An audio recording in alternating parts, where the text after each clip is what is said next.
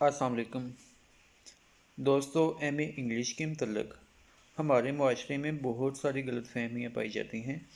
इन गलतफहमियों का ताल्लुक़ M A English के स्कोप के साथ भी है और एम ए इंग्लिश को पास करने के साथ भी है। तो दोस्तों, एम ए इंग्लिश में पास होने के मतलब जो गलतफहमी पाई जाती है, हम पहले इसको डिस्कस करते हैं। कुछ लोगों के ख़्याल में एम ए इंग्लिश में पास होना बहुत मुश्किल है। ये अगर सुपरफिशली देखा जाए, सतही तौर पर देखा जाए, या यूनिवर्सिटी के रिजल्ट स्टैट्स को देखा जाए, तो फिर हम वाकई ये कहेंगे कि इसमें पास होना मुश्किल है। लेकिन ये इतना भी मुश्किल नहीं है कि एक एवरेज स्टूडेंट इसको पास ना कर सके। मैंने एक एवरेज स्टूडेंट का कहे, ना तो मैंने वीक स्टूडेंट का कहे और ना ही मैंने जो ब्राइट स्टूडेंट हैं उनके मतलब बात की है। ज़ाहिर बात है, जो ब्राइट स्टूडेंट्स हैं उनके लिए तो एम ए इंग्लिश या साइंस के किसी सब्जेक्ट में भी मास्टर्स कोई मसला नहीं है। लेकिन जो वीक स्टूडेंट्स हैं उनके लिए ये इशू होता है। तो एवरेज स्टूडेंट्स के लिए एम इंग्लिश में कोई इशू नहीं होता। बात ऐसे है कि एवरेज स्टूडेंट, मैं उन स्टूडेंट्स को समझता हूँ जो सप्ली के बगैर बीए में पास हो गए और उनके बीए की इंग्लिश में तकरीबन 80 नंबर थे। जिनके बीए की इंग्लिश में तकरीबन 80 नंबर हैं या 80 से ज़्यादा हैं, तो उनको हम एवरेज स्टूडेंट गिनते हैं। ये की इंग्लिश जो कि 200 नंबर की होती है, अगर आपके इसमें 80 या इससे ज़्यादा मार्क्स, 80 या प्लस मार्क्स हैं, तो आप एम ए इंग्लिश कर सकते हैं। ये कोई बहुत ज़्यादा मुश्किल काम नहीं है। इसमें जब आप एम ए इंग्लिश शुरू करते हैं तो फिर चूँकि पाँचों पेपर इंग्लिश के ही होते हैं, पार्ट वन में भी, और पाँचों पेपर पार्ट टू में भी इंग्लिश के ही होते हैं, तो फिर आपका जब फोकस बनता है, कंसंट्रेशन आप करते हैं सब्जेक्ट पर, तो फिर ये कोई ख़ास मुश्किल नहीं रह जाता। तो दोस्तों, एम ए इंग्लिश में कुल 10 पेपर होते हैं। 5 पेपर पार्ट वन में और 5 पेपर पार्ट टू में। तो पार्ट वन के जो 5 पेपर होते हैं ये कंपलसरी होते हैं। पार्ट टू के पहले 4 पेपर जो होते हैं वो कंपलसरी होते हैं और आखिरी एक पेपर जो होता है वो इलेक्टिव होता है। तो हम बात करते हैं पहले पार्ट वन की। पार्ट वन का जो पहला पेपर होता है वो पोइट्री होता है, इसको हम क्लासिकल पोइट्री कहते हैं। दूसरा पेपर जो होता है वो ड्रामा होता है, जिसको हम क्लासिकल ड्रामा कहते हैं। तीसरा पेपर जो होता है वो नावल होता है। चौथा पेपर प्रोज़ होता है और पांचवा पेपर अमेरिकन लिटरेचर होता है। इसमें से अगर जो मुश्किल पेपर हैं वो देखे जाएं तो वो हैं नावल का और अमेरिकन लिटरेचर का। 3 पेपर जो हैं, पहला, दूसरा और चौथा, ये निस्बतन आसान है। तीसरा और पांचवा पेपर जो है वो कुछ मुश्किल हैं। तो पहले हम M A English part one की बात करेंगे।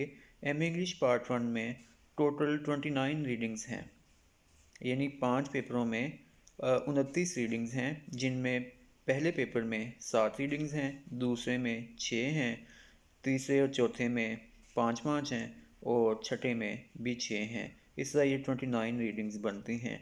एक रीडिंग जो है ये तकरीबन कोई कह लें कि 300 से 350 या 400 पेजेस की एक बुक बन जाती है, जिसको हम एक रीडिंग कहते हैं। इनमें नावल भी आ जाते हैं, इनमें ड्रामे भी हैं, इनमें प्रोज़ भी है और इनमें पोइट्री भी है। मेरे बैकग्राउंड में जो किताबें आपको ये नज़र आ रही हैं, ये कह लें कि एक रीडिंग जिसको मैं पॉइंट कर रहा हूँ, ये एक रीडिंग है। और ये देख लें कि कितनी बुक्स हैं, ये उतनी रीडिंग बन जाती हैं। ये तकरीबन कोई 10-12 होंगी। मुख्तलिफ़ पेपर्स की जो हैं ये 10-12 रीडिंग बन जाती हैं। इसी तरह दोस्तों, पार्ट टू का जो है वो भी तकरीबन इतना ही है, लेकिन उसमें जो आखिरी पेपर होता है वो इलेक्टिव होता है। तो इलेक्टिव में आपके पास ऑप्शन होता है कि आप या तो शॉर्ट स्टोरीज़ ले लें, वो तकरीबन कोई 30 स्टोरीज़ होती हैं, छोटी छोटी होती हैं, जैसे बच्चों की कहानियाँ होती हैं, तो उनको आपने पढ़ना है, उसमें से क्वेश्चन आएगा। या आप ऐसे का पेपर ले लें। ऐसे का जो पेपर होता है वो एक ही ऐसे होता है, वो मतलब कि कोई भी ऐसे आ सकता है, वो आपने जहाँ से मर्ज़ी तैयार करना है। 100 नंबर का आपने एक ऐसे अटैम्प्ट करना है। और तीसरा इलेक्टिव जो पेपर है वो है आपका लिंग्विस्टिक्स का। तो लिंग्विस्टिक्स जो है वो रेगुलर वाले प्रेफर करते हैं, जो आम तौर पर लोग प्रेफर करते हैं वो है शॉर्ट स्टोरीज़ का, क्योंकि जो ऐसे है वो सम टाइम बहुत मुश्किल बन जाती है, वो पास ही नहीं होता। तो ये थी इसके सिलेबस के मतलब जो है मुख्तसर सी गुफ्तगू। इसके बाद हम चलते हैं जो अहम गलत फहमी है एम इंग्लिश के स्कोप के मतलब, कि इसका स्कोप बहुत ज़्यादा है। तो दोस्तों इसके स्कोप की अगर हम बात करें तो वो जो आज से कोई 20 साल पहले था वो नहीं है। ये मैं आपको रियलिटी बता रहा हूँ कि आज ये जो लिटरेचर का फील्ड है, इंग्लिश लिटरेचर का फील्ड बहुत सैचुरेटेड है। इसमें बहुत ज़हीन लोग हैं जो यूनिवर्सिटियों में रेगुलर पढ़ते हैं। ख़ासकर आप देखें पंजाब यूनिवर्सिटी और कायद-ए-आज़म यूनिवर्सिटी का, तो एमए इंग्लिश का या बीएस इंग्लिश का मेरिट बहुत हाई होता है। सम टाइम ये 90+ परसेंटेज पे चला जाता है। तो आप ख़ुद ये नोट कर सकते हैं कि ये जो अब एम ए इंग्लिश के बाद जो है वो अब सूरत हाल क्या है। अब जब 90% से ज़्यादा वाले जो तुलबा दाखिला लेते हैं तो ज़ाहिर बात है वो नालायक तो होते नहीं हैं। फिर यूनिवर्सिटीज़ में भी उनका जो CGPA है वो 3.89, समटाइम 3.95 भी बन जाता है। तो इसका ये जो फील्ड है ये इंटेलिजेंट लोगों का फील्ड बन गया है। तो दोस्तों ये इंटेलिजेंट स्टूडेंट्स का फील्ड होने की वजह से इसमें कंपटीशन बहुत ज़्यादा हो गया हुआ है।